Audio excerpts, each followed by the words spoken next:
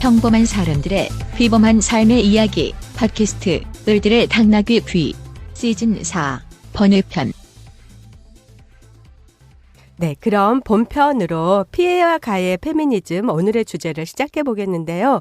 손희정 선생님께서 이 책을 다루자라고 제안을 해주셔서 저희가 지금 이 자리가 마련되게 되었는데 네. 이 책을 다루자고 제안하신 그 배경은 어떤 걸까요? 진짜 목 빼고 기다렸던 책이었고요. 아, 사실은 알고 계셨어요? 이거 저수라고 이 책이 나올 거다라는 이 책이 나올 거다라는 이제 소문을 계속 듣고 있었고 한편으로는 땡땡길의 성폭력 문제가 사건 고발 운동이 펼쳐졌을 때에 이 피해와 가해 페미니즘이라는 책을 보시면 거기에 참고문헌 없음 네. 팀이 쓴 글이 있는데 그 참고문헌 없음 프로젝트를 둘러싼 여러 가지 갑론을박과 논쟁들과 이런 걸 보면서 사실은 반성폭력 운동에 대해서 굉장히 무지한 한 사람으로서 어떻게 판단해야 되고 누구 말을 믿어야 되고 나는 여기서 어떤 입장을 가져야 되고 이런 게 되게 혼란스러울 때 민우회와 한국성폭력 상담소 이렇게 해서 이제 어떤 간담회, 자담회 같은 걸 열었었고, 거기에 이제 권김현영 선생님과 여러 이제 반성폭력 운동을 오래 해오신 연구자들, 활동가들이 모여서 이제 의견을 이야기하는 자리가 있었었어요. 거기에서 나왔었던 자료들이 한국 사회에 굉장히 도움이 될 거다라고 생각했는데 그 자료에 이제 일부 어떤 글들이 책에도 들어갈 거다라는 이야기를 들은 다음에 그 책이 나오길 되게 기다리고 있었던 거죠. 그때가 작년 5월 아니었나요? 작년 5월 15일이었고요. 네.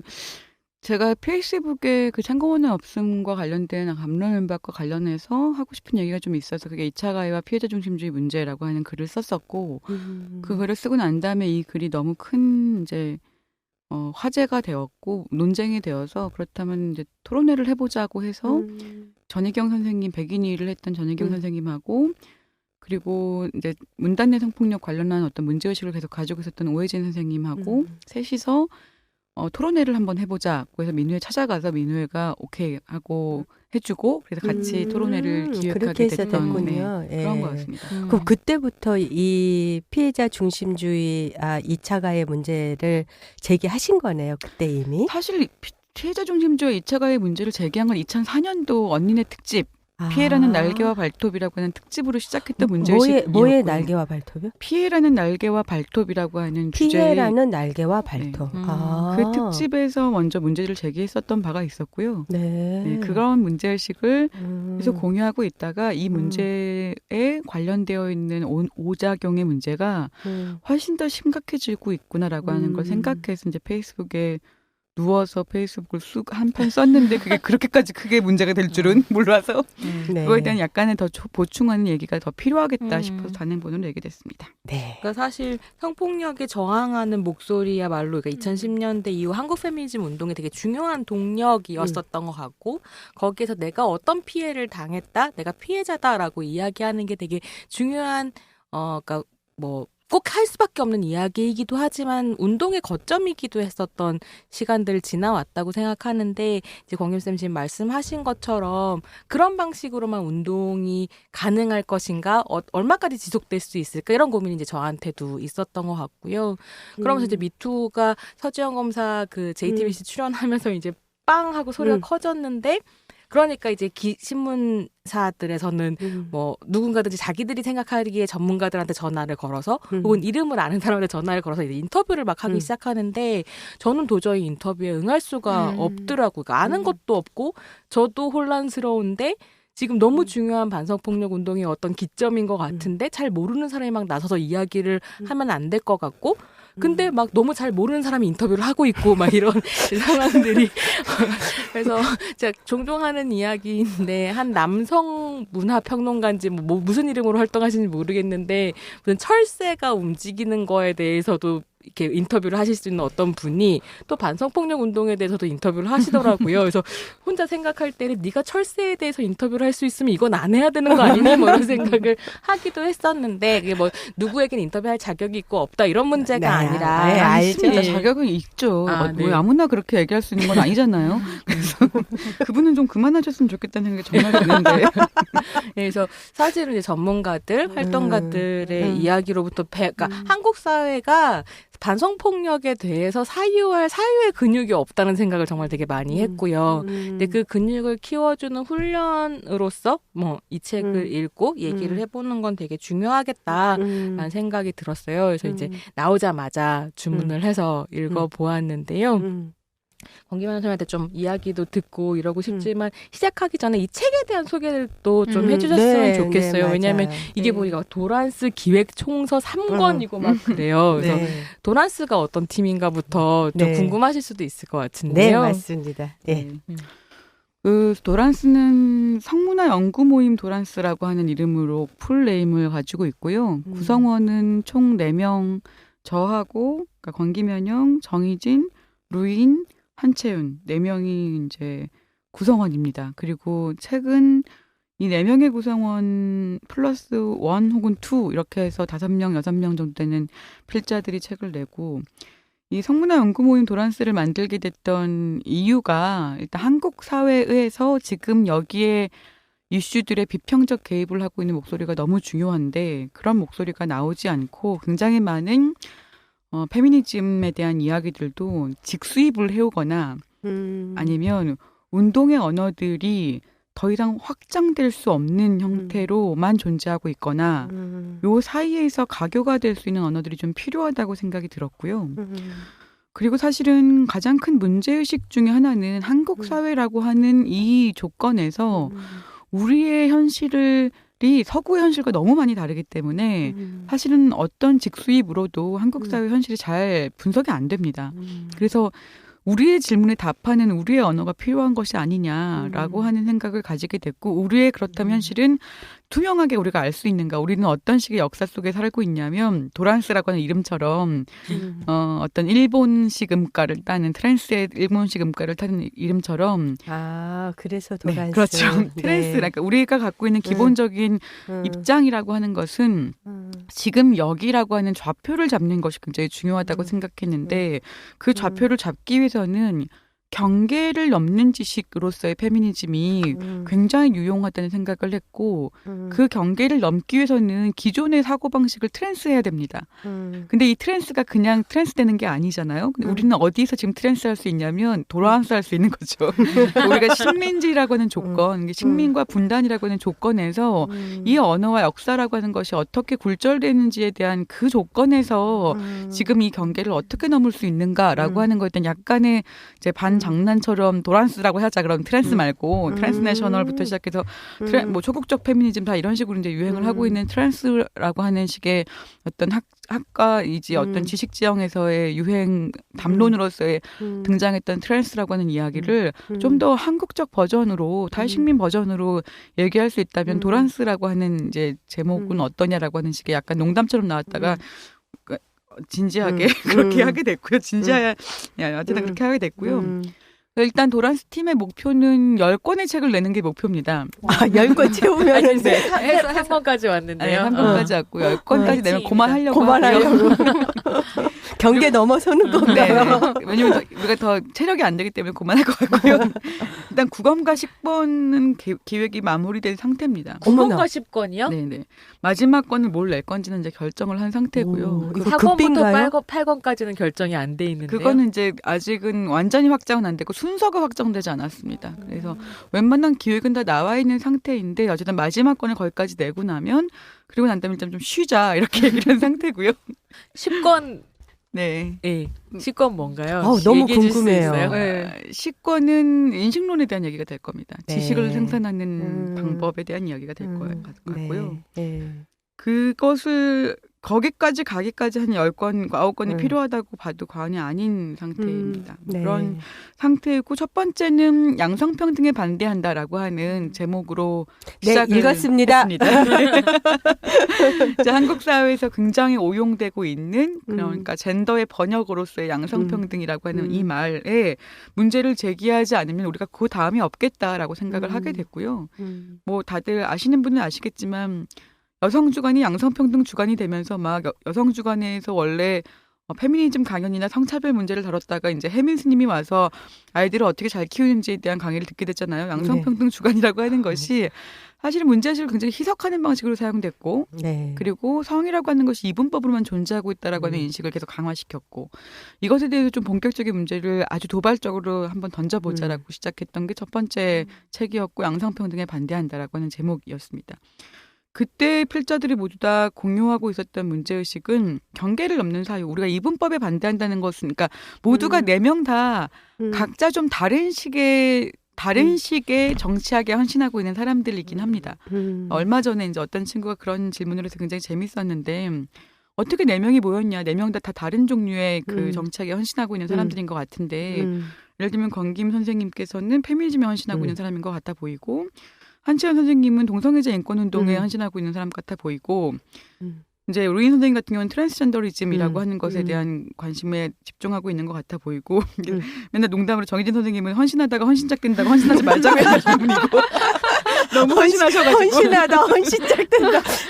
그러니까 한국 사회 좀 깊은 얘기인데. 그러니까 한국 사회 그러니까 맨날 본인이 가장 열심히 뭐 그렇게 많은 글을 쓰시면서 너무 열심히 살고 너무 그런 근면성실하고 이렇게 사는 것에 대한 질문을 가지고 계신 분이라 어쨌든 그런 식의 우리가 모두 다 다른 정치적 입장과 관심을 가지고 있는 사람들인데 그 4명이 공유하고 있는 가장 핵심은 사실 이분법에 반대하는 겁니다.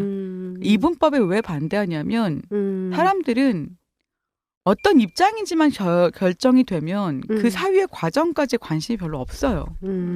그래서 그 사유의 과정에 대한 관심을 가지게 하기 위해서라도 이분법에 반대하는 사유가 너무 필요한 거죠. 그래서 예를 들면 일권에서 제가 썼던 책은 미성년자 의제강건에 관련된 얘기였는데 어려웠어요, 선생님. 많은 사람들이 어렵다고 얘기하기도 하고 결론이 뭐냐고 얘기하기도 합니다. 그러니까 제가 결론을 거기다가 적시하지 않지만 사실은 생각을 하면서 읽으면 누구나 제가 무슨 주장을 하고 싶어 하는지 결론적으로는 알게 될 겁니다. 그러니까 그걸 얘기해 주지 않은 거예요. 왜냐하면 그걸 생각에까지 우리의 과정이 너무 필요하니까요. 그런 사유의 공간을 여는 글들이 너무 필요하다고 생각이 들었고 그런 식의 이제 작업들을 시작했던 게 양성평등에 반대한다였고 이건희 한국 남성을 분석한다라고 하는 책이었습니다. 한국 남성을 분석한다 역시 사실 당시에 여성 혐오, 남성 혐오 이런 식의 이제 아주 어이없는 논쟁들과 구도가 있었던 상태에서 사실은 이것을 어떤 식의 이것이 무엇이냐라고 하는 얘기보다도 대체 한국 남성이 어떤 식의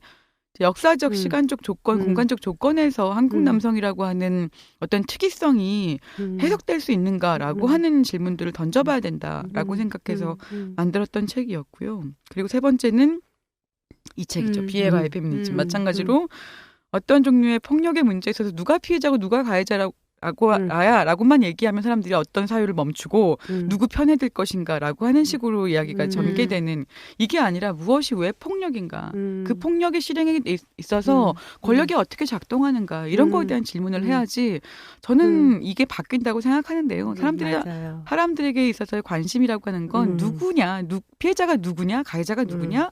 그래서 누가 잘못했다는 건데. 그런 식의 질문에만 멈춰 있는 것. 그 얘기를 좀 더 멈추고 얘기를 좀 더 해보는 그런 시간들을 가지고 싶었습니다. 네. 진짜 도란스 팀은 책 이름을 귀신같이 지어가지고 그러니까 뭐 양성평등에 반대한다, 한국 남성을 분석한다, 피해가의 페미니즘 그래서 그러니까 진짜 읽고 싶게 만드는 제목들을 네. 그래서 사권의 제목이 매우 고민이에요. 계속 히트를 치고 있기 때문에 네. 기대하겠습니다. 네, 손희정 선생님도 사유의 근육을 키울 수 있는 책이다라고 얘기를 해주셨고 또 지금 권김쌤도 사유의 과정, 열린 사유를 좀 할 수 있어야 된다. 그 과정이 중요한 거지. 자꾸 결론을 이분법에 갇혀서 결론을 묻는 그런 식으로 했을 때는 경계를 넘어설 수도 없고 우리의 좌표를 찾을 수도 없다. 이제 이런 얘기이신 것 같은데 저는 그 네 분이 다 현장에서 활동을 하고 있거나 현장에 기반하셨다라는 분들이구나 해서 되게 좀 짜릿함 같은 걸 느꼈어요. 그 저자분들이 그러시다는 게 그러니까 직수입한 이론으로 한국의 현실을 정말 설명할 수가 없는데 저처럼 또 현장을 뛰어다니면 그렇죠. 이 언어가 이거를 정말 이렇게 언어가 있어야지 언어는 사고의 집이다. 예. 그 언어가 있어야 되는데 그거를 이렇게 잘 생성시키지를 또 못하잖아요. 근데 이제 이 네 분 선생님들은 운동도 했고 그래서 현장도 알고 있으면서 연구자이기도 하셔서 굉장히 그런 감사합니다. 네, 네, 그런 것들을 예, 지금 네. 해주시고 계시는 것 같습니다. 예, 정말 밑줄 열심히 그으면서 네, 예, 읽었습니다. 예, 이제 저희가 이거 하면서 그 질문을 받았잖아요. 예, 그래서 어떻게 좀 진행을 할 것인지를 예, 그 방식에 대해서 좀 네. 손희연 선생님 좀 설명을 해주시겠어요? 예. 그러니까 사실 너무 어려운 얘기일 수도 있고, 근데 또 청취자분들께서는 그러니까 지금 막 가지고 있는 질문들에 그래도 어떤 답을 좀 원하실 것 같기도 하고, 네. 그 질문을 통해서 또 사유를 해보면 좋겠고 이런 생각이 들어가지고요. 권김 선생님 섭외되자마자 한국 연어 페이스북에 올려서 질문들을 좀 받았어요. 청취자분들 궁금하신 거 뭐 있는지. 네. 그래서 오늘은 그 질문을 중심으로 이렇게 좀 스크립트를 써봤는데요. 그 질문을 청취자 질문을 경유해서 저희가 궁금한 것도 좀 여쭤보고, 네. 그래서 그 책에 쓰신 내용들을 네. 그 질문에 대한 답의 형식으로 네. 좀 들어보는 네. 예, 이렇게 준비를 했습니다. 네. 이 자리에는 안 계시지만 질문을 던져주신 분들이 사실은 이 자리에 함께하고 계시는 네. 거죠. 예. 많이 들어왔나요? 네, 질문이 생각보다 많이 들어와서요. 오늘 나머지 시간들은 거의 질문에 답을 하시는 시간으로 네. 채워질 듯합니다. 네, 알겠습니다. 그러면 우리 한번 그 첫 번째 질문으로부터 얘기를 시작을 해볼까요? 예. 네. 먼저 질문을 보내주신 청취자분들께 감사 인사를 드리고요. 네. 이런 질문이 있었어요. 20년간 수차례 성폭력을 겪은 미투 생존자입니다. 미투를 성문제로만 보는 이들이 많습니다. 미투의 본질에 대해 듣고 싶습니다. 그리고 방송에 나오는 미투를 보고 자극적이다, 포르노를 보는 것 같다고 말하는 이들이 있습니다. 미투를 어떤 관점에서 보면 이런 말들이 나오는지 선생님의 의견을 듣고 싶습니다. 오랫동안 반성폭력 운동과 연구활동을 해오신 입장에서 미투 어떻게 보시는지, 그 본질이 무엇인지 말씀 부탁드려요. 첫 번째 질문으로 뽑은 이유를 알 것 같습니다. 네, 미투의 본질이 뭐냐. 10개가 넘는 질문들 사이에서 매우 고심했어요. 네, 예, 이 배치에서 예, 느껴집니다. 네. 근데 이게 진짜 사람들이 많은 기자들이 하는 질문들과 생존자가 하는 질문의 결이 좀 다른 것 같아요. 기자들이 그러니까 참고로 말하면 미투와 관련해서 기자들의 질문의 변화도 좀 재밌는데요. 처음에는 기자들이 이 미투의 의미를 물어봤고요. 그리고 그 다음에는 미투 이후의 대안을 물어보고요. 그렇습니다. 그리고 본질을 물어볼 때는 어떻게 물어보냐면 이것이 이렇게 말하고 난 다음에 대안을 물어보기 위해서 본질을 보통 물어보거든요. 이 생존자분께서 말하는 것은 미투의 본질이라고 하는 이 질문에 대한 저는 한참 이것을 보면서 미투의 본질이라고 하는 것을 사람들이 물어보는 것 자체에 당혹스러움을 느끼고 있는 질문에 가깝다라고 생각했거든요. 그러니까 왜 우리가 이것을 어떤 본질이나 혹은 의미가 어떻게 있는지에 관련된 좌표를 다시 만들지 않으면 마치 말할 가치가 있는지 없는지를 판단당하는 것처럼 얘기를 하게 될까, 이런 저도 좀 의문이 들었고요. 사실 미투의 본질이라고 하는 걸 그럼에도 불구하고 대답을 해본다면 저는 지금 2018년도에 미투의 본질은 말하지 않을 이유가 없다 였다고 생각합니다. 그러니까 그 전까지 사실 이건 피해와 가해 페미니즘을 만들었을 때 가장 큰 변화의 지형이었다고 생각을 하기도 했는데요. 그 전까지만 해도 여성들이 말할 수 없다라고 하는 게 전제였거든요. 그래서 말할 수 없는 여성들이기 때문에 어떻게 성폭력을 얘기했냐면 피해자 없는 범죄라고 얘기했습니다. 그러니까 그걸 암수범죄라고 얘기하기도 했고요. 가해자는 있는데 피해자가 없어요. 혹은 뭐 가해자는 있지만 피해자가 나서고 싶지 않아요. 그래서 사건이 그냥 종결되거나 합의에 마무리되거나 아니면 피해자가 더 이상 말하고 싶지 않습니다라고 얘기하고 입을 다물어 버려서 사건이 해결되지 않은 이런 식의 과정이었거든요. 근데 정말로 제가 최근에 아주 흥미롭게 보는 것 중에 하나는 지금은 가해자가 없습니다. 피해자는 있어요. 그러니까 이게 완전히 전도된 거죠. 그러면서 가해자는 없고 피해자는 있어요. 이 피해자가 어떤 말을 하기 시작했는데 가해자가 그러니까 누가 가해자일지 모르기도 하고요. 사실은 이 피해가 있다는 것은 되게 명백하게 자기가 어떤 식의 말을 하고 있다. 그리고 이 말을 하고 있다는 나는 기억하고 있고 이것과 관련해서 나는 말할 수 있는 사람이다. 이렇게 이제 이야기가 연결되고 있다고 생각합니다. 이게 저는 미투의 본질 같아요. 여성들이 더 이상 침묵이라고 하는 것으로 자기를 보호할 수 있는 방법이 없다.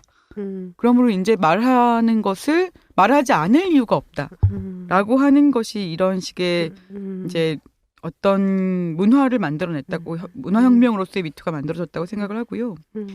이 미투를 보고 자극적이다 포르노를 보는 것 같다라고 얘기하는 이런 식의 반응이야말로 그동안에 우리가 성과 폭력이라고 하는 것을 얼마나 개념적으로 구분하기가 어려워했는지 남성 문화라고 하는 것이 얼마나 폭력적 섹스라고 하는 것으로 이라는 방식의 묘사로 강간을 부인하면서 살아왔는지 강간이란 실제로 존재하지 않는 것처럼 만들어 왔는지 그런 것들을 아주 노골적으로 보여준다고 생각해요. 그러니까 성적인 것이 조금이라도 뉘앙스가 존재하고만 있다면 그것이 어떤 위치에서 어떤 피해를 만들어내고 어떤 고통이 따라오는지에 대해서 아무것도 볼 수 있는 눈이 사라지는 거죠. 마치 성이라고 하는 렌즈를 끼게 되면 그것이 쾌락 외에는 아무 것으로도 번역될 수 없는 것처럼 얘기되는 바로 그것이 아주 적나라하게 드러나고 있다고 생각합니다. 그리고 그거야말로 정말 낭성의 시선이네요. 그렇죠. 예. 그렇죠. 성이라는 렌즈를 끼면은 쾌락으로만 얘기되는. 예. 그래서 그러니까 지금 말씀 또 충격받아서 저도 모르게 했는데 그러니까 오늘은 어쨌거나 피해와 가해 페미니즘의 권기명 선생님 쓰신 글을 중심으로 이야기를 하겠지만 한채원 선생님 쓰신 글에 그런 부분 나오거든요. 그러니까 홍석천 씨가 커밍아웃하고 난 다음에 가장 안전한 오빠로 이야기되고 가장 위험한 형으로 얘기되는 방식을 이제 비판하면서 그러니까 위험한 남자라고 하는 것이 어떻게 말하자면 이 사회가 규정해놓은 정상 남성 성을 보여주는가 이 말 자체가 굉장히 오해다. 또 그거 읽으면서 뭐 이랬거든요. 그런 부분들을 생각하게 하네요, 정말. 네, 그렇죠. 네. 사실 잠재적 가해자라고 하는 말도 남성들은 자신들을 잠재적 가해자로 취급하지 말라고 분노하고 있는데요. 사실 남성들이 잠재적 가해자라는 말을 가장 많이 합니다. 뭐냐면 남자들 다 늑대야라는 말을 많이 하는 건 남자들이에요. 남자 믿지 마라고 하는 말을 하는 것도 남자들입니다. 그러네요. 네, 진짜. 그러니까 사실은 감재적 가해자로 그들이 자신을 어떤 남성성을 과시하는 수단으로 끊임없이 사용해 왔어요. 그래서 그런데 불구하고 갑자기 여자들이 잠재적 가해자 취급한다고 화를 냅니다. 그러니까 잠재적 가해자로 취급한다라고 잠재적 가해자라고 하는 식의 담론 자체가 사실은 남성들의 위험한 형 혹은 성이라고 하는 것과 관련해서 남성들은 언제든지 성적으로 활성화될 수 있는 몸을 가지고 있는 존재 이런 방식으로 상상해 왔고 그것을 관철해 왔다는 얘기죠. 그러네요. 그들은 자신을 가해자로 생각해 왔던 것일까요? 스스로 좀 질문을 해봤으면 좋겠다고 생각합니다. 네.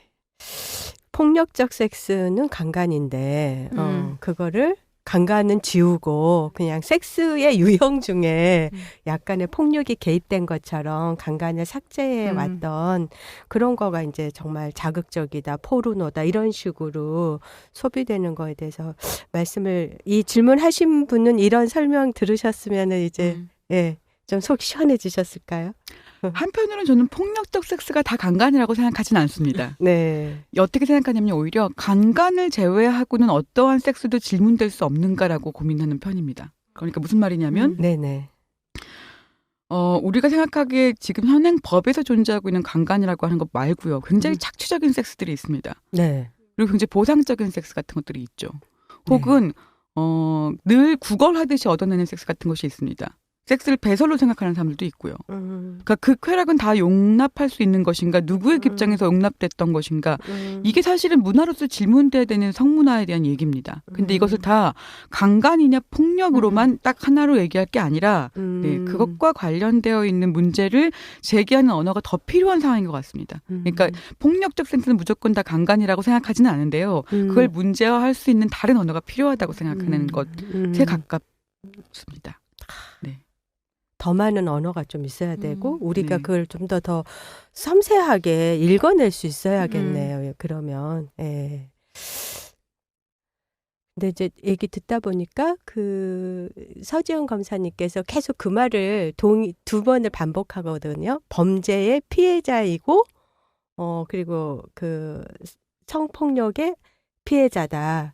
그러니까 이게 이제 범죄로 성립이 안 되니까 그 인터뷰에서 근데 굉장히 저는 의도적 배치다고 생각을 했거든요. 그 언어에서 이제 이 문제인 것 같아요. 예. 그 미투의 본질의 이제 질문에서 이제 그 같이 이 범죄의 피해자라고 하는 범죄라고 하는 것이 계속 삭제됐던 것들에 대한 그런 이제 질문들인 것 같고요. 말하지 않을 이유가 없다가 미투의 본질이다라고 이제 말씀을 해주셨는데 거기에 대해서는 예, 또 어떤 생각들을 하시는지 저는 이렇게 답하실 줄은 몰랐어요. 저는 제가 상상한 답은 그런 젠더 권력 관계의 해체다. 뭐 이러한 것을 저는 상상을 했었거든요. 아마 그 성폭력의 본질 뭐 이렇게 하면 그런 말씀하시지 않을까 이런 생각을 했었는데 근데 사실은 그러니까 예. 그런 것들을 말할 수 없었던 문화가 있었고 그런 상황이었다라고 생각한다면 말하지 않을 이유가 없다는 그 모든 것들을 설명해 줄 수 있는 그러니까요. 예, 명쾌한 설명이었었던 것 같기도 하고요. 네. 예. 제가 여러분들 계속 당황시키고 있는 그런 기분이 드는데. 네, 그러면은 이제 두 번째 질문으로 들어가 보도록 하겠습니다. 예, 제가 한번 읽어볼게요. 미투 운동이라고 명명되지 않았을 뿐 과거 한국의 여성운동에서는 미투 운동은 꾸준히 되었다고 알고 있습니다.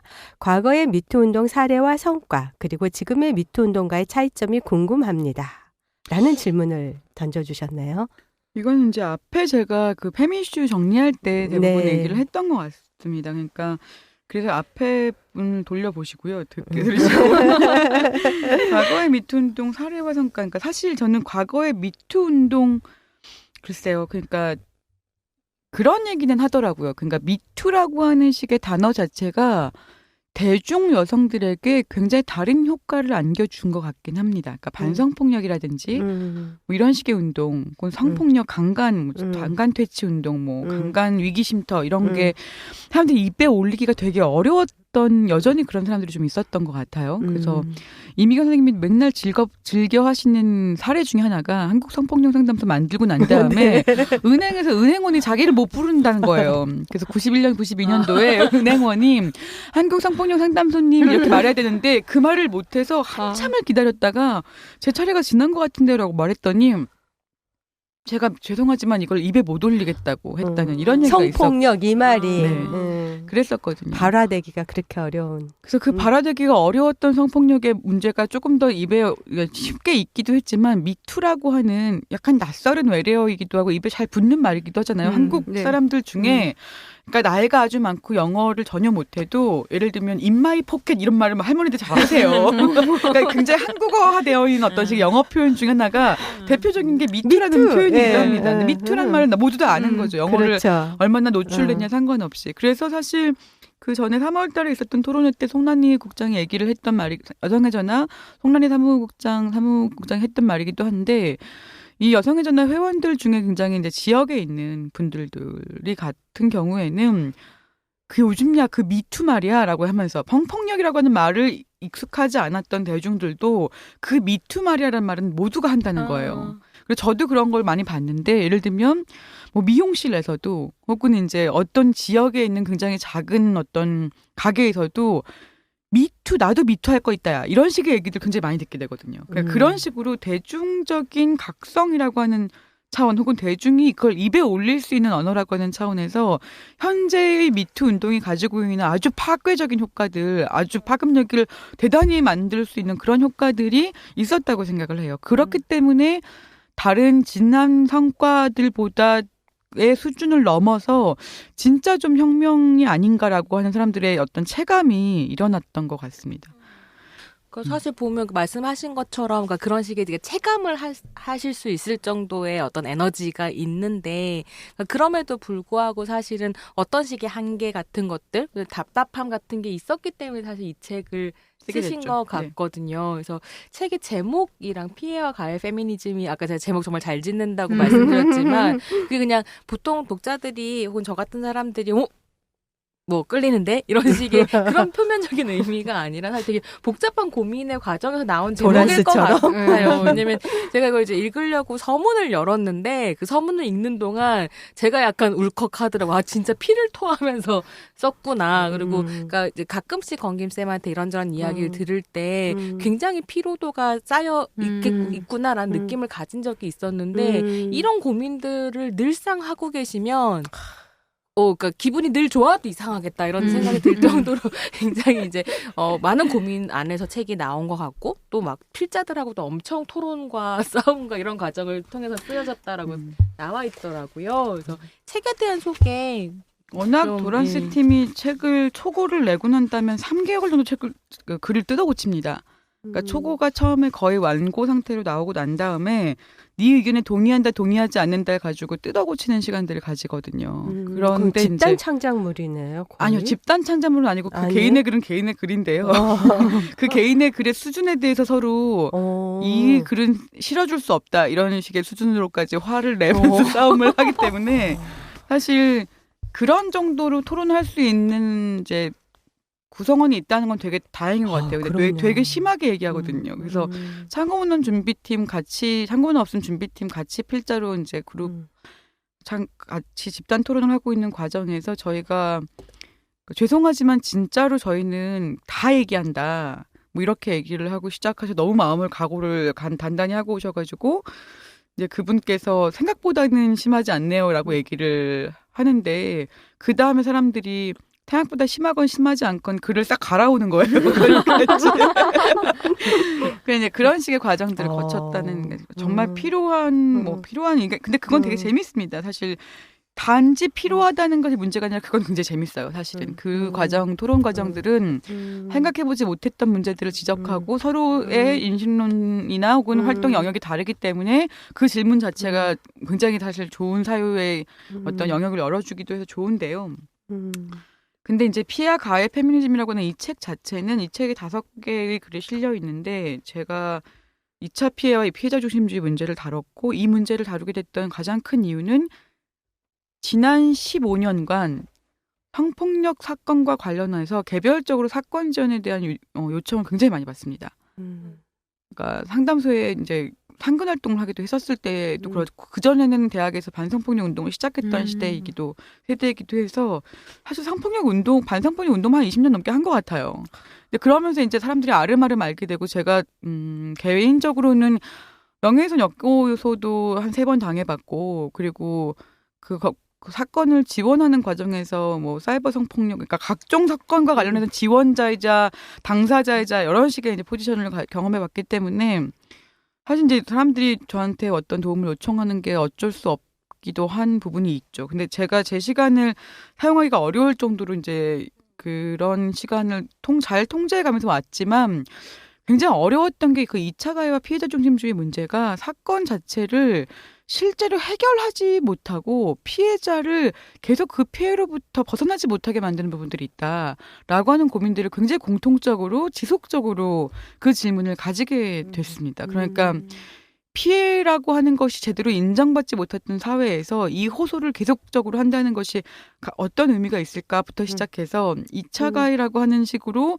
문제를 제기하는 것까지 가능하다고 해도 그 문제 제기라고 하는 것이 받아들여질 수 있는 사회를 만들지 않으면 사실 그것이 가능하지 않은데 라는 생각이 들기도 했고 피해자 중심주의라고 하는 식의 말들이 좀 오용돼서 피해자가 뭐든지 원하면 들어줘야 되는 것처럼 생각해서 사실은 이것과 관련돼서 공동체가 어떠한 지식도 경험도 쌓지 않고 있는 거예요. 그러니까 맨날 제가 아웃소싱처럼 외부 전문가로 가서 저렇게 얘기를 하게 되는데 공동체는 하나도 실력이 쌓여져 있지 않은 거죠. 그러니까 그런 식의 과정에서 문제의식을 가지게 돼서 이제 쓰게 됐던 글이었고 앞에서 말한 사유의 근육과 과정을 이렇게 이렇게 공정터 내에서 축적해야 되는데 근데 하나도 안 하고 그게 안 네, 됐다. 됐던 거죠. 그러니까 개인적으로 가지고 있는 큰 문제의식 중 하나가 백윤희가 이제 2000년에 네. 이제 운동사회 폭로를 실명 폭로를 통해서 큰 이제 충격을 그쵸. 안겨주고 난 다음에 네. 뭐 정당이나 사회단체나 어떤 조직, 노조나 뭐 이런 곳에서 굉장히 많은 곳에서 성폭력 관련된 내부 교육을 만듭니다. 근데 사실 내부 교육을 만든 다음에 그럼 공동체가 좀 청정해졌는가를 보면 그렇다기보다는 성폭력이 관리되는 것에 가까웠습니다. 그러니까 실제로 사람들이 성폭력 진짜 문제지라고 하는 식의 문화가 공유됐다기보다는 어떤 문제를 처리하는 능력은 발달이 되는데 시스템은 절차는 마련이 되는데 그것이 왜 문제인지는 사람들이 아무도 몰랐던 거죠. 왜 문제이고 어떻게 문제이고 그 문제가 여성들의 여성 노동자에게 그 공동체 안에서의 정당 구성원들에게 어떤 문제를 일으키고 있는지에 대해서 사람들이 갖고 있는 이 생각이 결이 별로 달라지지는 않았던 겁니다. 그러니까 왜 그랬냐면 피해자 중심주의가 사건을 정확하게 어떤 사건인지 알려주지 않았고 이 사건과 관련된 사람들의 판단력을 같이 키워내지 못했고 뭐 이런 식의 일들이 계속 반복되는 거예요. 피해자 얘기만 좀 일방적으로 들리는데 그 얘기조차도 구체적으로 사건에 대한 사람들의 이 사례를 통해서 쌓여가는 식의 경험들도 하기가 굉장히 어려웠고 그랬던 거죠. 근데 그런 식의 과정들이 이제 있으면서 그런 고민들의 결과가 이제 이런 책을 만들어내게 됐고요. 또 관련해서 사실 이 질문도 들어와 있거든요. 좀 이제 권긴 쌤이 집중하고 계시는 피해자 중심주의와 2차 가해라는 개념을 우리가 어떻게 다시 쓸 것인가에 대한 이제 질문이 좀 있는데요. 질문을 읽고 설명을 좀 더 들어볼까요? 네, 오늘은 청취자분들 질문을 소개하는 것도 의미가 있을 것 같은데요. 네, 그렇습니다. 네, 이런 질문이 들어와 있습니다. 네. 대학교 내 미투 운동을 지켜보면서 든 궁금점입니다. 2차 가해를 막고 피해자를 보호해야 하는 것은 당연한 일이지만 2차 가해 방지, 피해자 보호라는 명목 하에 피해 경험 자체가 잘 말해지지 않고 혹은 말해지지 못하고 말해지더라도 해당 학과와 관련이 없는 일을 하고 있는 분이 피해로부터 30년이 지난 후에야 익명으로 제보를 해야 했습니다. 피해를 고발하는 분들은 손석희 아나운서가 김지은 씨에게 말한 것처럼 2차 가해를 감수할 생각을 하고 엄청난 용기를 내야 하는 상황이었고요. 또한 피해 사실에 대해서 논의되는 과정 자체가 피해자에게는 트리거가 될 수 있고 2차 가해가 될 수 있으니 쉬쉬하자는 이야기도 있었습니다. 저는 이러한 과정에서 오히려 피해자들이 고립되는 것은 아닌가 하는 생각이 들었습니다. 현재 피해자들의 말하기가 장려되고 경청되고 보호되는 사회 문화라면 문제가 되지 않겠지만 그렇지 못한 사회에서 피해자들의 피해가 수면 위로 올라와 이야기되고 그것이 2차 가해가 되지 않으려면 나아가 문화적 제도적으로 확장성을 가질 수 있게 되려면 어떻게 해야 하는지 어떤 사회적 합의가 필요한지 궁금합니다. 네, 이분이 얘기야말로 제가 이 글을 쓰게 됐던 가장 중요한 문제의식을 딱 중핵을 담고 있는 얘기였습니다. 그러니까 제가 그 2차 가해와 피해자 중심주의 문제에 대해 질문을 가지게 됐던 것 그리고 최근에 미투를 보면서 느꼈던 것은 피해자의 목소리는 정말 힘이 세거든요. 네. 우리 사회가 잊지 못한 얘기는 김부남 씨의 얘기일 겁니다. 네. 나는 사람을 죽인 것이 아니라 짐승을 죽였다는 식의 얘기요. 네. 그리고 뭐 군위안부 김학순 증언에서 일본이 나는 기억한다라고 하는 식의 이야기. 이 얘기가 갖고 있는 어떤 강력한 힘이 있죠. 그리고 서지현 검사가 얘기했던 내 잘못이 아니다라고 하는 얘기를 하고 싶었다. 그리고 나는 이 조직의 피해자, 범죄의 피해자이자 그리고 생존자 이렇게 말하는 것들. 그러니까 이런 목소리가 직접적으로 전달되는 것이 갖고 있는 것만으로 사회적 경험이 쌓입니다. 맞아요. 그런데 피해자 중심주의 많은 경우에 사실 피해자를 엄청나게 보호해요. 사실은.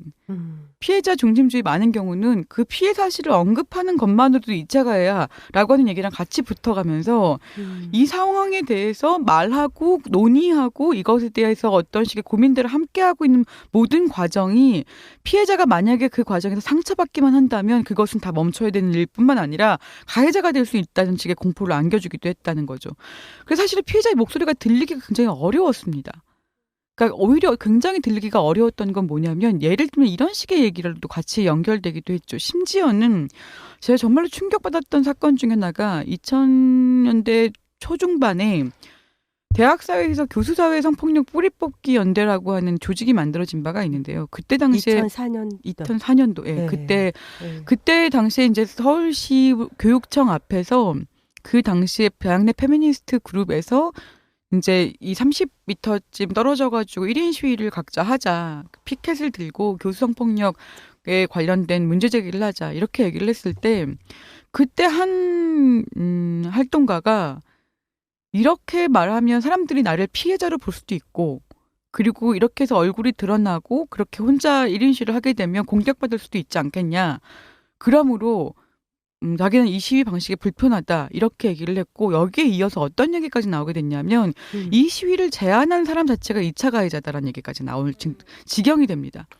그러니까 어떤 부분 사람들이 피해자와 피해자의 보호와 운동의 전망이라고 하는 것이 완전히 교착 상태에 빠졌던 부분들이 생겼다는 얘기죠. 그리고 그 정도 그는 아주 극단적인 예이냐 그렇지만은 않습니다. 많은 경우에 사건에 대해서 예를 들면 피해자가 어떤 식의 이것을 피해를 호소하는 이유가 무엇인지에 대한 얘기를 듣고 난 다음에 그러면 가해자가 무슨 얘기를 하는지를 듣고 그다음에 주변 사람들이 어떻게 얘기를 하고 이런 식의 조사 과정이 있습니다. 이 당연한 조사 과정들을 절차를 실행하는 과정에서 이 절차의 실행 자체가 피해자의 심기를 거슬리거나 불쾌감을 안겨준다는 절차 과정에서 불쾌감을 당연히 안겨주는 건 2차 가해입니다. 예를 들면 너 왜 그런 옷을 입었냐부터 시작해서 그런 식의 행동을 하는 것은 너도 원했던 거 아니냐 이런 식의 얘기들. 그러니까 기존의 통념에 의거한 식의 질문들을 조사 과정에서 하는 건 당연히 2차 가해죠. 그렇죠. 근데 이게 말고 조사 자체가 그렇죠. 사실관계를 확인하는 이 과정에서 질문을 하는 것만으로도 어떤 피해자의 진술을 믿지 못하는 것이 아니냐 이런 식의 얘기가 되면서 진상조사 보고서조차 마련되어 있지 않은 형태로 사건이 외부 전문가로서 가보면 그런 식으로 놓여져 있는 사건도 꽤 많았습니다. 그리고 사실은 더 큰 문제는 뭐냐면 이 과정에서 피해자가 원하는 대로 사건을 처리했다고 하는 것을 조직이 변명처럼 얘기하고 했다는 겁니다. 그러니까 예를 들면 피해자가 5년 동안 가해자 분리를 원했어요. 격리를 원했어요. 그러면 그걸 어떻게 해야 될지에 대한 논의를 더 해야 되잖아요. 근데 그것도 없이 그냥 피해자가 격리를 원했으니까 가해자한테 그걸 전달했고 가해자가 수용했다. 이런 식으로 조직이 끝내버립니다. 근데 피해자는 만나요. 계속 얘를. 그러면 이거 조직한테 물어보면 그거 가해자가 듣기로 했는데 근데 가해자하고 연락이 안 되고 이렇게 얘기를 하게 되는. 그러니까 사건의 문제 제기부터 사실은 그 사건에 대한 절차를 실행하고 관련되어 있는 징계를 이제 주는 이 모든 과정에서 피해자한테 그냥 의존해버린 거죠. 이게 피해자 중심주의입니까? 저는 아니라고 생각하거든요. 그러니까 오히려 피해자한테 많은 것들을 위임해버린 거나 아니면 피해자를 극도로 보호해서 피해자의 목소리라고 하는 것을 직접 사람들한테 전달할 수 없게 만드는 식으로 가거나 그러니까 많은 곳에서 너무 당연하듯이 대리인을 또 만들어요. 대리인제도 되게 이상하다고 생각하는데 꼭 대리인을 있을 필요가 없음에도 불구하고 사람들이 약간 관습처럼 대리인을 세웁니다. 그 대리인이 얘기를 하다가 도망가거나 아니면 대리인 도망가는 일 되게 많아요. 대리인하고 피해자 사이가 되게 나빠지는 경우 되게 많이 봤거든요. 그건 왜 그러냐면 피해자의 목소리를 있는 그대로 전달하는 기능이라고 하는 것이 대리인한테 요구되는데 대리인도 사람이기 때문에 당연히 이것과 관련된 전달하는 과정에서 질의 응답을 해야 되고 자기는 못하는 부분들이 있어요. 그러니까 예를 들면 안희정 지사와 김지은 씨 간의 법적 공방에서 김지은 씨가 직접 대답했을 때 폭발력이 있는 아마 대답이 나올 겁니다. 그리고 정확하게 어떻게 권력이 실행되는지에 대한 얘기를 해줄 수 있을 거예요. 근데 만약에 대리인이 됐다라고 하면 그것이 가능해지지 않거나 훨씬 더 그 목소리의 힘이 약화될 거라고요. 그러니까 실제로 피해자라고 하는 위치에서 할 수 있는 이야기에 힘을 실어주는 방식도 아니고 피해자한테 굉장히 책임을 위임하는 방식으로 피해자 중심주의가 사용됐던 부분들이 있습니다. 그러니까 이것들은 한두 개의 사례가 아니고요. 이것이 전반적으로 이렇게 축적돼서 저는 약간 중요한 사건 중에 하나가 서울대 담배녀 사건이었다고 생각하기도 합니다. 그러니까 성폭력이라고 하는 거에 대한 개념 확장이 아주 극단적으로 됐을 때 내 앞에서 담배를 피는 너가 나한테 권력을 행사한 거야. 그리고 그건 성폭력이야. 라고 하는 식의 이제 이야기가 등장을 했던 거죠. 서울대 담배녀 사건이란 것의 내용은 그런 거였었던 것이군요. 아니, 그거는 좀 더 맥락이 있긴 합니다. 그렇지만 중요한 것은 뭐냐면 서울대에서 그 사건이 있고 난 다음에 서울대에 있었던 기존의 학칙과 기존의 중심에서 피해자 중심주의를 굉장히 극단적으로 그리고 굉장히 교조적으로 사용했던 피해자 중심주의가 더 성찰적으로 이것이 변하는 것이 아니라 그것을 완전히 폐기해버립니다. 그리고 증거 중심의 어떤 증거 중심의 규칙으로 확 변해버리는 거죠. 아. 이거는 법정과 똑같이 가겠다는 얘기거든요. 사회 규범이라고 하는 차원에서 규약을 만들었던 그 모든 목표를 다 그냥 방기해버렸거든요. 그런 식으로 확 돌아가 버린 거죠. 엄청난 퇴행이었습니다. 그리고 사실은 뭐 피해자 중심주의라고 하는 얘기만 남게 된 거죠. 사실은 피해자 중심주의만 우리가 얘기한 게 아니거든요. 사실 2000년대 중반까지 피해자 관점이 필요하다는 얘기를 했던 가장 중요한 이유가 기존의 사회가 얼마나 가해자 입장에 서 있었는가라고 하는 질문들을 계속 가지고 오면서 그거에 대한 대항 언어로서의 피해자 입장이라고 하는 얘기가 나왔는데 그거에 대한 대항 언어로서의 피해자 입장이 나오는 것이 아니었고 피해자 입장이라고 하는 것이 유일하게 올바른 일이라는 방식으로 얘기가 되면서 사실 가해자가 어떻게 우리 사회에서 계속 동정받는가 계속 우리 사회에서 가해자 입장이라고 하는 게 어떻게 계속 정당화되는가 이것을 해체하는데 실패하게 됐던 부분들도 있습니다. 그래서 저는 목표가 굉장히 불분명해졌다고 생각하거든요. 그런 부분에 대한 질문 이었던 거죠. 선생님 책을 읽으면서 제가 약간 이제 밑줄 그은 거를 소개를 하면은 이런 얘기가 있었어요. 27페이지에 있는 건데 나는 현재의 성폭력 담론이 성폭력을 사회적인 문제로 구성해내는데 실패하고 있다고 생각한다. 네.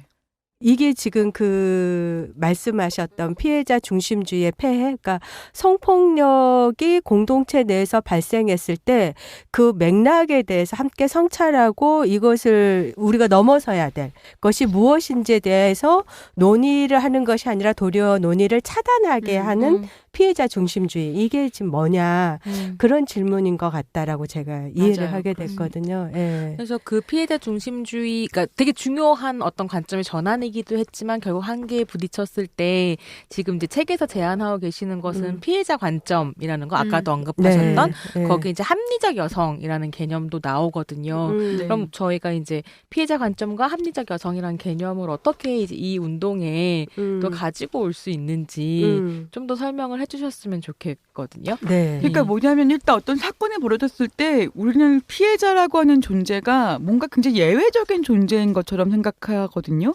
네. 그런데 사실 누구나 겪잖아요. 여기 아까 나했듯이 누구나 겪고 있기 때문에 네. 보통의 합리적인 혹은 보통의 아주 일상을 살고 있는 사람들이 그 일을 겪었을 때 어떤 반응을 한다. 어떤 반응을 하고 어떤 식의 감정이 들고 어떤 식으로 표현을 하게 된다. 이것은 굉장히 예외적인 경우가 아니라 모든 사람들이 보통 의뢰에 가질 수 있는 행동이다라고 하는 방식으로 얘기를 하는 거죠. 예를 들면 이런 얘기입니다. 그러니까 합리적 여성이라고 하는 개념을 사실 90년대 합리적 여성이라고 하는 개념도 나왔고요. 그러니까 예를 들면 어떤 성희롱과 관련된 우리가 지금 많은 성희롱 관련된 많은 얘기들 중에 아마 한국 여성 노동조에도 알고 있겠지만 눈빛 얘기 되게 많이 나오죠. 네. 눈빛 얘기. 그러니까 무슨 굉장히 기분 나쁜 눈빛. 그러니까 A 과장은 그렇게 쳐다보는 기분이 안 나쁜데 B 부장은 굉장히 기분이 나빠요. 이유는 그 B 부장이 평소에 어떻게 여직원을 대했는지에 대한 집단적 경험을 공유하고 있기 때문입니다. 그렇죠. 그래서 똑같은 행동을 해도 외모의 문제가 아니라 태도의 문제 때문에 B 부장은 기분이 나쁜 거예요. 위아래로 쳐다보고 그리고 그걸로 끝내는 게 아니고 위아래로 쳐다보고 앞뒤가 다 붙습니다. 위아래로 쳐다보고 오늘 남자친구 만나? 라고 얘기하고 뭐 이런 식으로 앞뒤가 붙는 거죠. 남자친구 만나러 끝나지 않고 그 다음에 와서는 어제 어땠어? 라고 얘기하고 이렇게 굉장히 연속된 과정으로서의 성희롱이라고 하는 것이 일어납니다. 그리고 이 연속된 과정이라고 하는 식의 성희롱이 일어날 때 사람들이 이제 질문을 하게 되는 거죠. 뭐가 문제라고 얘기하면 그중에 하나 나오는 게 눈빛 이런 게 나오는 거죠. 근데 눈빛이 그럼 눈빛을 어떻게 해야 될지 몰라 이렇게 얘기하는 건데 그게 아니라 이 눈빛이 어떤 시간성 속에서 연속적으로 그 눈빛이 쏘아지는가 그리고 그 눈빛을 보자마자 알게 되는가 이런 식의 경험들이 축적됩니다. 그 연속된 경험에 대한 이야기들이 집단적으로 나올 때 이런 것들이 성희롱에 굉장히 자주 등장하는 장면이다. 이렇게 이제 길어 올려진 거였거든요. 그래서 사실은 눈빛에 대한 얘기가 나오게 된 것도 한국여성민우회가 처음에 성희롱 관련된 설문조사를 대규모 설문조사를 사무직 여성들을 대상으로 했을 때 그때 가장 많이 나왔던 것이 그 눈빛에 대한 얘기가 나옵니다. 사실 눈빛이라고 하는 걸 어떻게 일어나시킬 수 있어요? 없습니다. 눈빛이라고 하는 걸 법적으로 어떻게 규제할 수 있습니까? 그렇게 얘기하자는 얘기가 아니고요. 여성들이 경험이 보통 직장 안에서 어떤 것을 불쾌한 성적으로 적대적인 환경으로 경험하고 있는가. unwelcomed라고 하는 그 성적으로 적대적인 환경으로 환영받지 못했던 성적인 제한들과 언사들을 계속 노출되게 되는가라고 하는 거에 대한 환경에 대한 사람들이 이해를 하기 위해서 그런 식의 경험들을 듣게 되는 거죠. 굉장히 기분이 나쁘겠다. 그런 식의 얘기를 듣는 건. 이렇게 해서 사회적인 이해가 높아지는 과정이었던 거거든요. 그렇기 때문에 성희롱이라고 하는 것을 형사법적 체계로 규제하자고 하는 것이 아니라 직장 내 문화를 바꾸고 성차별이라고 하는 것이 없어지게 되는 환경을 만들자라고 하는 식으로 만들어내게 된 거죠. 근데 저는 이제 그런 식의 이야기들로 갔던 것이 올바른 방향이었다고 생각을 해요. 그런데 예를 들면 이 눈빛이라고 하는 것에 어떤 식의 형사법적인 개념을 가지고 눈빛을 보면 이것을 증명하는 과정이 굉장히 곤란해집니다. 그리고 굉장히 우스워지게 되죠. 이걸 우습게 만들지 말자는 거죠. 합리적 여성이라고 하는 개념이 등장하게 됐던 것은 사실은 이런 식의 여성들이 공적 영역에서 사회생활을 하면서 겪게 되는 식의 경험들이 총합이라고 하는 게 어떤 상황에 놓여져 있는가, 어떤 특별하게 아주 작은 문제를 가지고 예민하게 굴게 있는 특이한 개인이 아니라 여성들이 이런 식의 문화 안에서 지금 직장 생활을 하고 있다라고 하는 얘기를 드러내주기 위한 개념으로서 그것이 집단적 여성 경험이라고 하는 차원으로 합리적 여성이라고 하는 개념들이 등장했고요. 합리적 여성이 실제로 법률상에서 사용했던 방식은 배심원 제도 같은 걸로 사용했습니다. 그러니까 이거 어떻게 사용했냐면 예를 들면 미국 같은 경우는 이제 배심원 제도를 쓰는데요. 예를 들면 여비서라고 합시다. 요즘에 한국 사회에서 하도 여비서가 문제가 되니까요. 그런데 이런 식의 사례가 있었어요. 어떤 비서가 예를 들면 출장을 갈 때마다 사장이 똑같은 값이니까 우리 방을 그냥 2개 잡지 말고 하나의 스위트룸을 잡고 그 안에 방에 2개가 있으니까 이렇게 얘기합니다.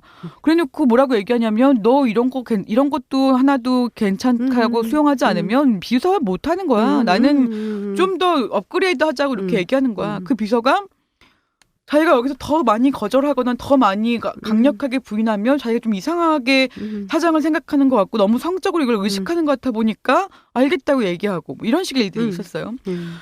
그러고 나는데 계속 법정에서 무슨 질문을 하냐면 분명히 스위트룸 같이 잡아서 올라갔지 않냐. 이것부터 이제 문제가 되는 거죠. 그렇죠. 자, 이런 식의 상황에서 그러면 어떻게 이 사람의 행동을 어떻게 이해할 것인가.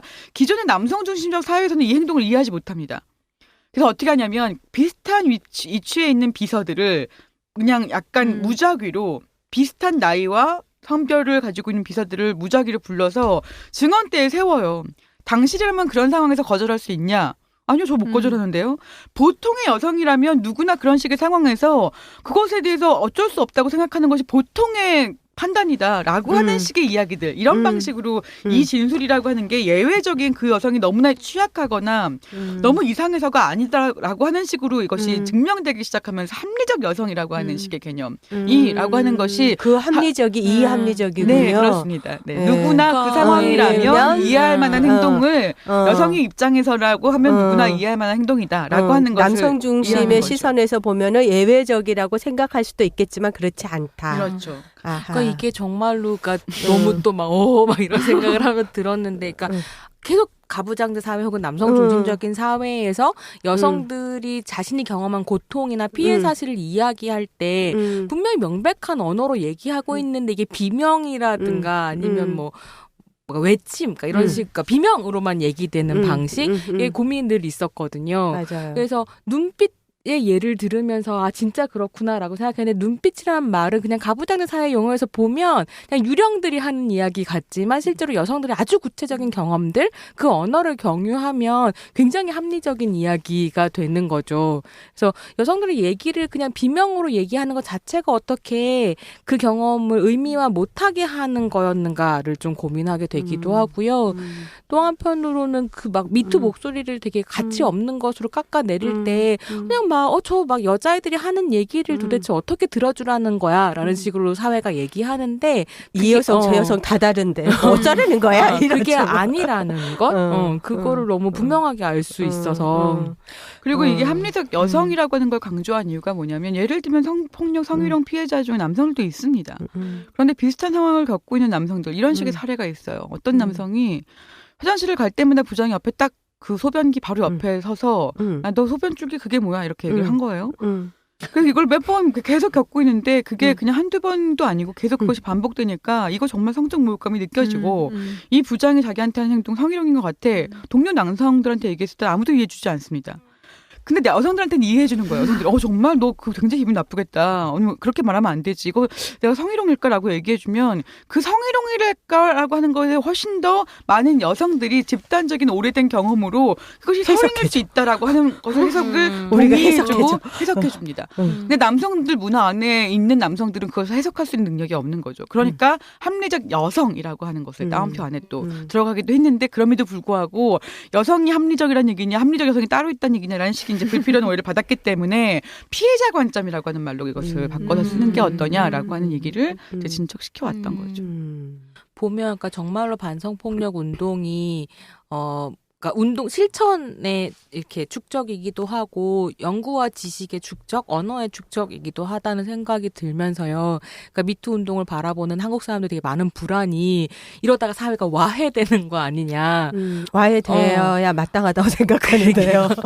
그렇죠. 뭐 와해되는 어떤 세계가 있고. 다시 세워져야죠. 근데 그랬을 때 마치 아무런 언어나 법이 없는 상태로 갈까봐 아노미 상태로 갈까봐 두려워하는데 그러니까 이 운동이 가고 있는 건 아노미 상태가 아니라 저는 또 다른 어떤 그렇죠. 질서의 상태라고 생각하거든요. 근데 그게 이제 설명해주신 그 합리적 여성이라는 관점이 정확하게 설명해주고 있는 것이 아닌가. 근데 이제 말씀해주시는 거 와중에 그 다음에 그래서 또 그 다음 부분을 다 글을 참 유기적으로 쓰셨네요. 지금 듣다 보니까 그러니까 굉장히 방대한 내용을 담고 있어서 저는 사실은 청취자들이 혼자 읽으셔도 이해를 싹 다 못하실 수도 있겠다고 생각했는데 저 2번 읽었어요. 아, 네. 네, 오늘은 그래도 버버버버거리지 않으려고 한 번 읽고 다시 좀 이렇게 보고 또 설명을 들으니까 더 이해가 맞아요. 가는데 그러니까 결국 이런 논의들 끝에 그러니까 제일 큰 개념이라고도 할 수 있는 그러니까 강간 문화와 상황적 지식이라고 하는 또 이제 여성주의에 되게 중요한 개념들로 이어지게 되는 것 같거든요.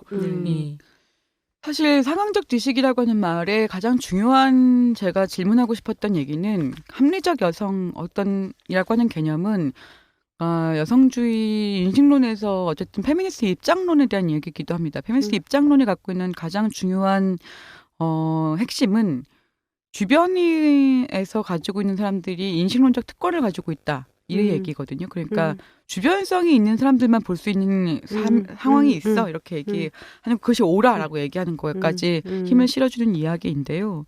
사실은 해러웨이가 얘기하는 상황적 지식 같은 그러니까 도나 하라웨이가 얘기하는 상황적 지식 같은 개념은 인식론적 특권이나 올바름이라고 하는 것이 전제되어 있지 않다. 선취되어 있지 않다라고 얘기합니다. 그러니까 주변인이라고 해서 피해자라고 해서 무조건 올바른가 우리는 그렇게 생각할 수 없다는 얘기고 저는 그렇게 생각합니다. 사실은 굉장히 오해가 될 수 있겠지만 전 피해자도 거짓말 한다고 생각해요.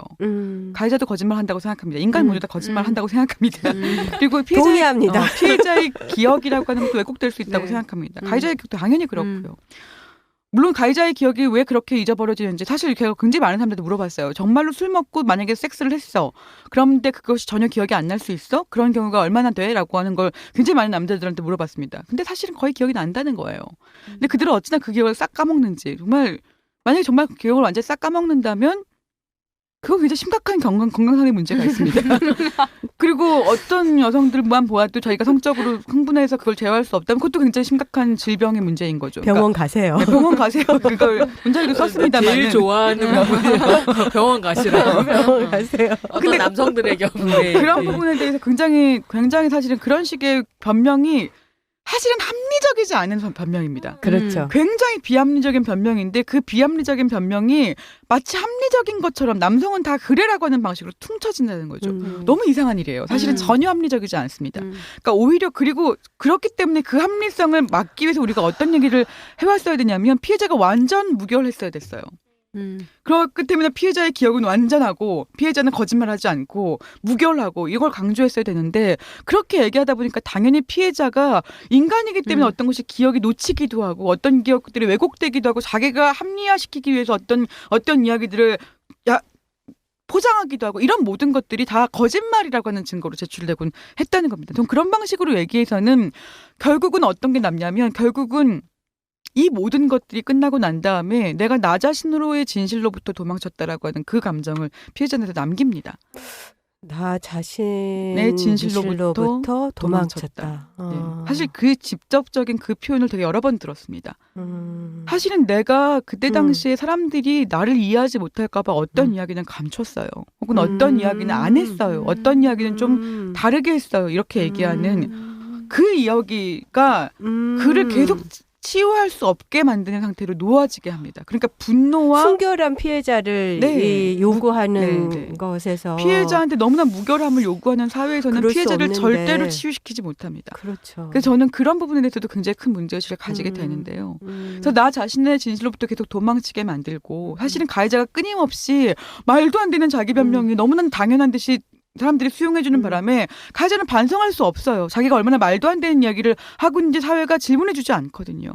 근데 피해자한테 끊임없이 질문합니다. 근데 저는 이 이야기에서 가장 이 책에서 마지막에 하고 싶었던 얘기는 가해자한테 질문을 해야 된다는 얘기였습니다. 그리고 가해자가 자기가 듣고 있는 질문에 대답을 할 수 있는 것, 그 신문을 받아야 된다고 생각했고 그거에 가해자의 말할 권리도 줘야 된다고 생각합니다. 그런 부분에서는 사실은 우리 사회에서 질문의 양식이 달라져야 되는 게 좀 핵심이라고 생각을 하거든요.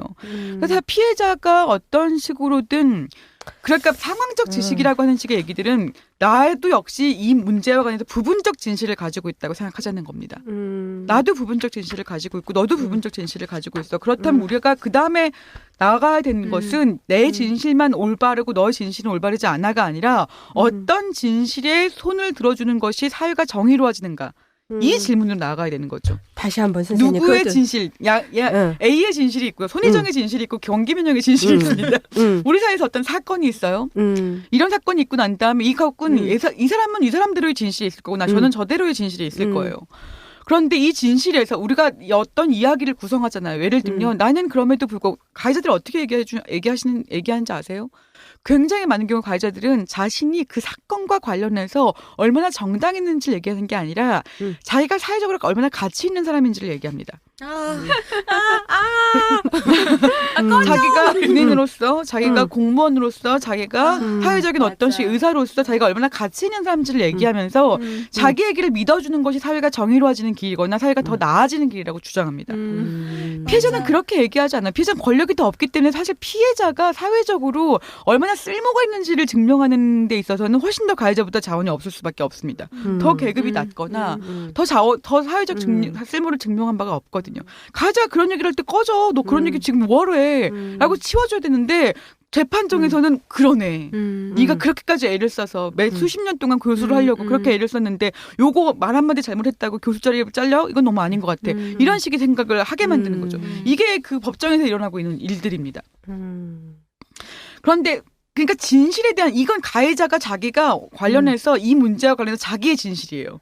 그 진실에 손을 들어줄 것인가 아니면 저는 이제 대학생이고 교수가 뭐 자기 연구실 언제든지 쓰라고 해서 갔는데 그 연구실을 언제든지 쓰라고 해서 갔다는 것 맞게 아무런 잘못을 저지른 게 없는데 갑자기 연구실을 너가 썼으니까 나한테 너를 집에 데려다 줄 기회를 줘 이렇게 얘기해서 연구실까지 쓰게 만들었는데 뭐 이렇게 생각해서 차를 탔는데 갑자기 키스를 하고 이걸 성폭력으로 고발하고 그랬더니 자기가 이 고발하는 순간부터 이 학교를 다닐 수 없게 되고 이런 식의 상황에 놓여주는 게 이 사람의 진실일 겁니다. 그러면 이 두 가지 진실 중에 어떤 진실에 손을 들어주는 게 사회가 정의로워지는 길이라는 거예요. 그러니까 저는 거기서 당연히 이 피해자의 진실에 손을 들어주는 게 사회가 더 정의로워지는 길이라고 생각하거든요. 이 교수의 이야기가 더 중요한 진실이라고 생각하는 사회는 승자독식의 사회이고 어떤 종류의 권력을 가지고 있는 권력 자체에 굉장히 탐닉하고 있는 사회이만 가해자의 진술과 가해자가 자기의 쓸모를 얘기하는 이야기가 의미 있는 이야기라고 얘기될 겁니다. 너는 그러니까 생각해. 내가 누군지 알아?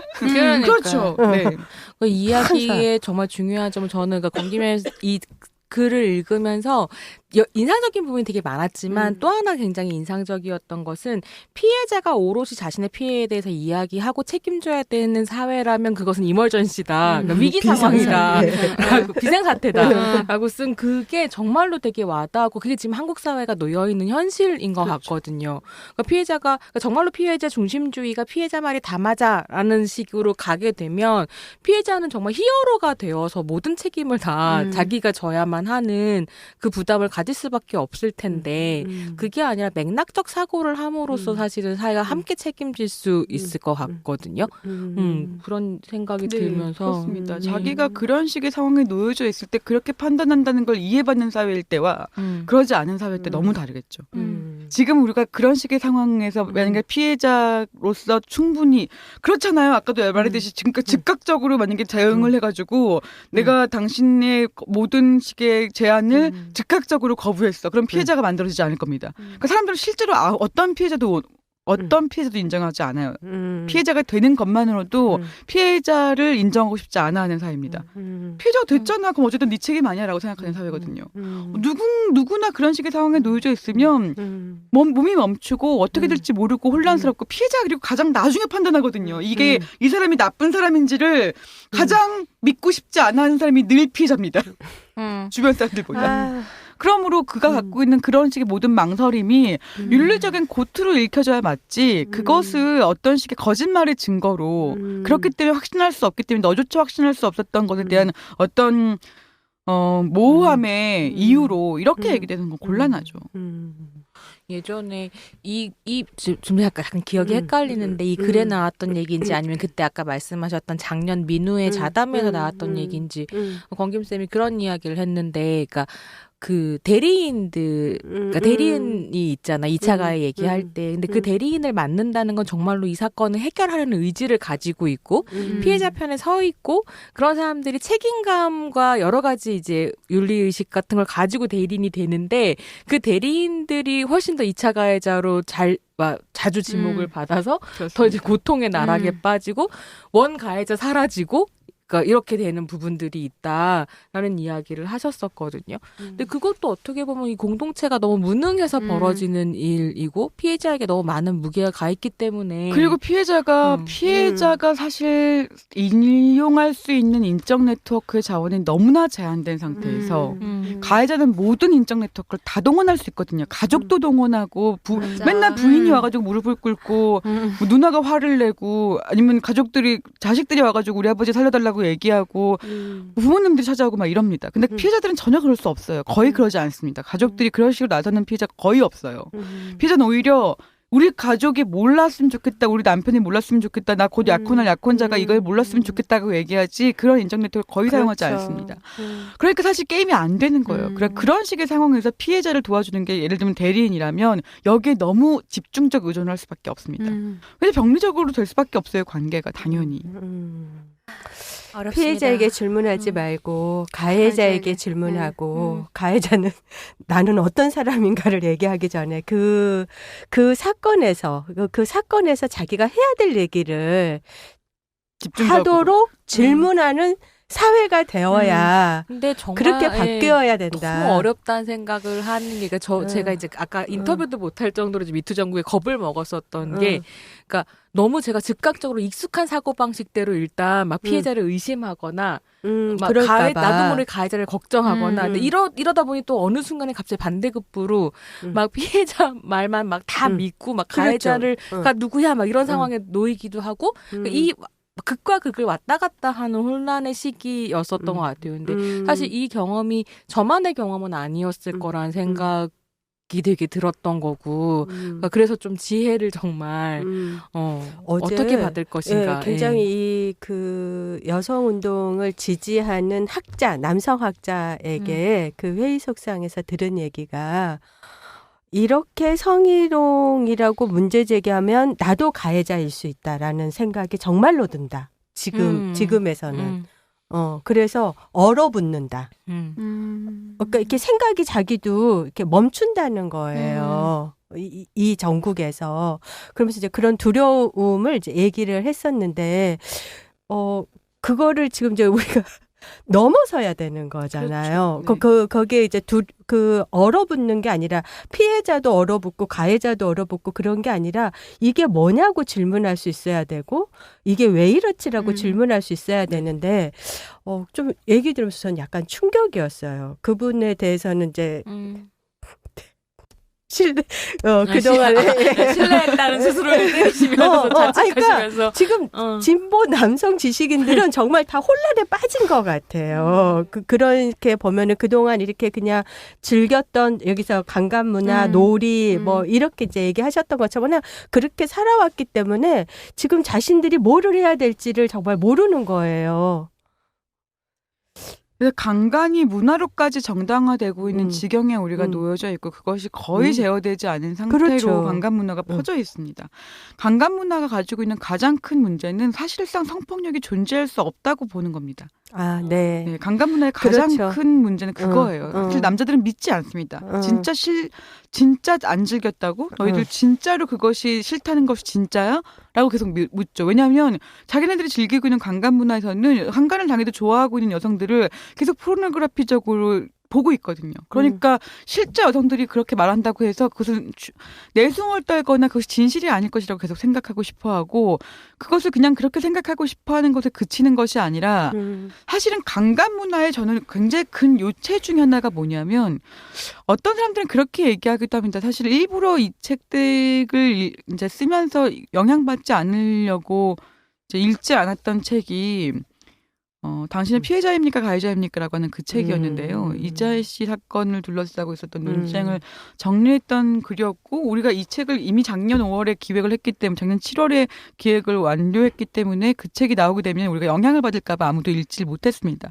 그러니까 인용을 해서 읽었다기보다는 각자 갖고 있는 문제의식을 그냥 이제 두자라고 하는 차원이었는데 제가 우연히 트위터에서 그 피해자입니까 가해자입니까라고 하는 글에 나와 있는 것들의 탈애를 좀 읽게 됐는데 그 중에 하나가 뭐냐면 가해자를 전염병처럼 취급한다라고 하는 걸 문제 삼더라고요. 근데 저는 사실 강간 문화의 가장 큰 강간 문화를 해결할 수 있는 중요한 방법 중에 하나는 왜 남성들이 강간 문화라고 하는 건 즐기고 자신을 강간범이라고 얘기하면 화를 내냐면 일부 남성들이 굉장히 집요한 포식자로 존재하고 있기 때문이라고 생각합니다. 그리고 굉장히 반복적인 그런 식의 성폭력 가해 행위를 하는 남성들이 있어요. 모든 남성들이 그렇지는 않습니다. 모든 남성들이 강간범인 건 아니에요. 그런데 강간범은 그 다른 식의 책에도 나와 있는 얘기지만 아줄러라고 하는 책에 나와 있는 얘기기도 하고 몇 가지 통계를 통해서 확인해 볼 수 있는 사실은 예를 들면 여성들 중에 몇 % 이상이 꽤 높은 수치가 수치는 그때마다 달라지기는 하는데 그 수치가 강간 피해를 경험한다고 얘기합니다. 근데 그 정도 수치의 남성들이 자기가 강간범이라고 얘기하지 않거든요. 네. 자, 그런 이유가 뭐냐. 하나는 강간을 했지만 강간이라고 하는 걸 몰랐거나 아니면 한 명의 남성이 반복적 강간을 저질렀거나 그럴 겁니다.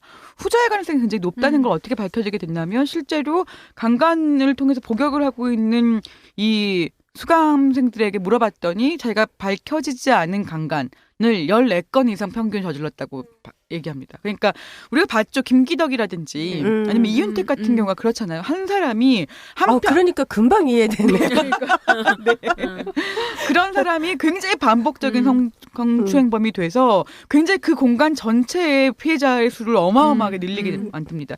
그런 사람들은 전 전염병처럼 취급해야 된다고 생각해요. 빨리 격리시키고. 근데 그 사람들이 전염병처럼 취급돼서 빨리 격리돼서 처벌받지 않으면 어떻게 되냐면 그 문화 자체가 전체적으로 강간 문화라고 하는 걸 정당화하게 만드는 구조에 그 문화에 휩쓸리게 됩니다. 그게 예를 들면 김기덕이 한번 하고 나면 옆에서 조재원 매니저도 나도 달라 얘기했던 이 구조가 만들어진 거겠죠. 우리가 너무 구체적인 너무 다들 지금 몸을 약간 꼬시면서 되게 끔찍해 하시는데 그걸 목도했잖아요. 그러니까 사실은 이 강간 문화라고 하는 것은 그런 식의 몇 명 포식자 남자들을 제대로 처벌하지 않았기 때문에 생기는 문제이기도 하고요. 동시에 이 사람들을 제대로 처벌하지 않게 만드는 게 다른 남성들에게도 이득이 됐기 때문에 그것이 그대로 놓여져 있는 겁니다. 그들에게 그 이득을 혹시라도 나도 그 이득을 받을 수도 있어라고 하는 그 가능성으로 계속 잊지 말자. 그렇게 있는 순간 너희들이 바로 잠재적 가해자가 아니라 가해자가 될 기회를 찾고 있는 사람들이다. 그럼 가해자가 될 기회를 찾는 사람들. 가해자가 될 기회를 찾는 식으로 그것에 동의하지 않으려면 그런 종류의 사람들이 옆에 있었을 때 거기에 멈추는 사람이 되어야 된다. 이렇게 얘기를 전달해야 된다고 생각합니다.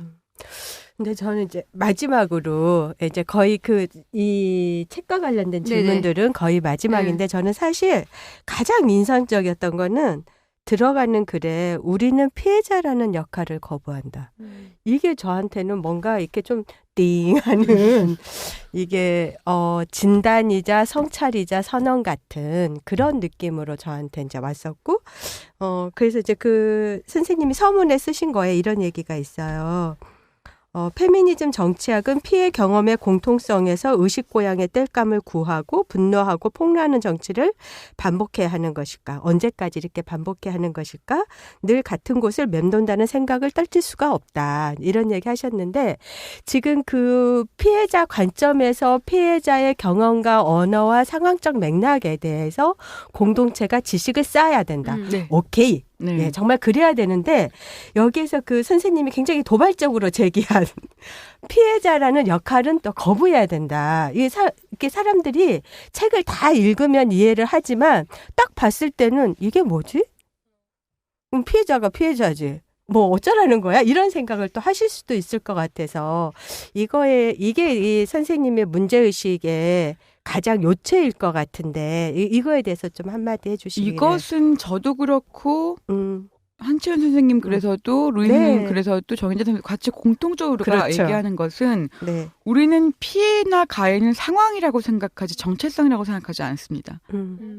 그 얘기가 핵심이에요. 네. 사실은 우리가 정체성으로서의 피해자를 수용하게 되거나 정체성으로서의 가해자라고 하는 식의 지목을 하게 되면 그것이 나이가 돼버립니다. 그러니까 그것과 나하고의 관계를 저는 어떻게 구성할 것이냐가 그 다음으로 우리가 나아갈 수 있다고 생각하는데 피해자라고 하는 식의 어떤 그것을 정체성으로 만들어내게 되면 내가 이 피해자로서 어떻게 행동해야 될지라고 하는 식의 아까 얘기했던 피해자화의 문제라든지 무결한 피해자로서의 어떤 식의 롤에 어떤 역할들을 하게 된다거나 이렇게 가게 되거든요. 그렇게 네. 그 얘기를 좀 하고 싶었던 문장이 이제 있습니다. 저는 이제 여성 노동 운동을 오랫동안 했던 사람으로서 약간 이런 거가 같은 맥락인데요. 여성 노동자는 항상 비정규직이고 최저임금이고 고용이 불안정하고 피해자화 되는 거예요. 그럼 이제 취약계층 여성을 벗어날 수가 없는 거예요.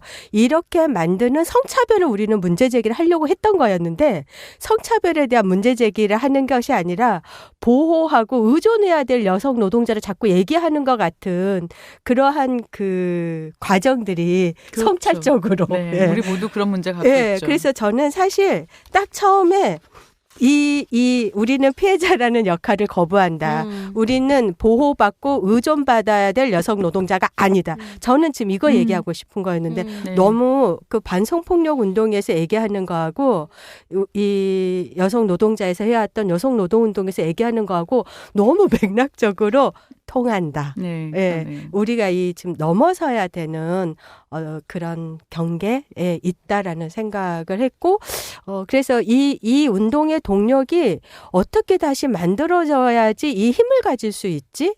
정말 어떤 언어를 그럼 항상 지금까지는 여성 노동자는 열악하고 막 이제 이렇게 외쳤는데 그럼 어떤 언어를 갖고 이 사회에 메시지를 던져야 되지? 이런 게 저는 정말 고민되거든요. 어려운 질문입니다. 그러니까 그 메시지 어떻게 던져야 되지? 그러니까 저는 사실은 이 책은 아니고요. 그 모두를 위한 페미니즘이라고 하는 베룩스 책의 서문에서 사실 썼던 이야기가 뭐였냐면 페미니즘이 약자가 되자고 하는 정치학이 아니라 그렇죠. 약자여도 생존이 가능한 삶을 사회를 만들어야 된다고 얘기하고 우리 모두가 사실은 서로에게 상호 의존적인 존재다라고 하는 걸 네. 사회가 아는 것 이게 제일 중요하다고 네. 생각을 하거든요. 그러니까 우리가 강자가 되자고 얘기하는 것도 아니고 약자가 되자고 하는 얘기도 아니고 그 네. 분류가 자체가 사회의 기본값이 돼서는 안 된다고 얘기하는 게 페미니즘이잖아요. 네. 근데 그런 식의 문제의식이 너무나 이제 이상적이라고 얘기해서 사람들이 그 얘기를 별로 좋아하지는 않더라고요. 저는 그것도 막 밑줄 그으면서 맞아 막 근데 사실 저는 그런 얘기를 좋아하긴 합니다. 사실 그런 그러니까 피해자라고 하는 존재가 뭐 굉장히 그 존재를 굉장히 입체적으로 만들어야 될 필요가 있고 가해자도 굉장히 입체적인 존재예요. 이게 입체적인 존재라고 하는 거, 그러니까 왜 이런 얘기들을 왜 우리가 생각을 좀 더 하자, 왜 어떤 이야기를 좀 더 읽자고 얘기하냐면 그것의 입체성이라고 하는 것에 대한 지식이 더 많을수록 어떤 이야기가 강력해집니다. 그러니까 저는 강력한 이야기를 만드는 데 관심이 있거든요. 근데 우리가 지금 하는 얘기는 굉장히 단순한 이야기지만 쉽게 깨질 수 있는 얘기이기도 해요. 그렇죠. 단순하고 강력한 이야기가 아니라 사실은 복잡하고 입체적으로 만들어야 그 얘기가 쉽게 뒤집어지지 않습니다. 그렇죠. 우리가 남자들이 얼마나 복잡한 존재라고 하는 걸 굉장히 배웠잖아요. 그들이 얼마나 아무것도 아닌지와 그들이 얼마나 위대한지에 대한 얘기를 그 모순적 모든 상황들이 다 남자라고 얘기를 듣다 보니까 남자들은 비판받아도 쉽게 깨지지 않습니다. 근데 여자들은 계속 어떤 비판에 굉장히 쉽게 노출되거나 쉽게 상처를 받죠. 저는 이 위치를 굉장히 강력한 것으로 만들려면 복잡하고 입체적으로 만드는 것이 중요하다고 생각해요. 우리가 얼마나 인간인지 인간으로서의 복잡성을 가지고 있는 존재인지 이걸 얘기하는 방법에 대한 고민들을 하고 있는 거죠. 네. 결론적으로는 쉽게 한두 마디로 정리할 수 없다. 그렇죠. 네. 네. 책을 읽고 정말 좀 이렇게 생각하는 근육들도 키우고 지금의 이 성폭력이라는 문제가 던져주는 거를 가해와 피해의 그 단순 이분법의 구도에서 이해하지 말고 정말 좀 어떤 질문을 던져야 될지를 스스로에게 공동체에게 좀 던져야 될 때가 아닌가 그런 생각이 듭니다. 예. 본편 1편 녹음 이제 끝났는데 공유연이 2편도 하실 수 있을까 염려될 정도로 되게 열정적으로 대답해 주셨는데요. 네. 그러니까 1편은 굉장히 철학적인 이야기일 수도 있는 그러니까 그러니까 질문을 던지는 좋은 질문을 던지는 시간이었다고 한다면 이제 2편에서는 좋은 질문이지만 훨씬 더 구체적인 질문들을 던지는 건김에게 무엇이든지 물어보세요를 너무 좀 좋아. 진행해 볼까 합니다.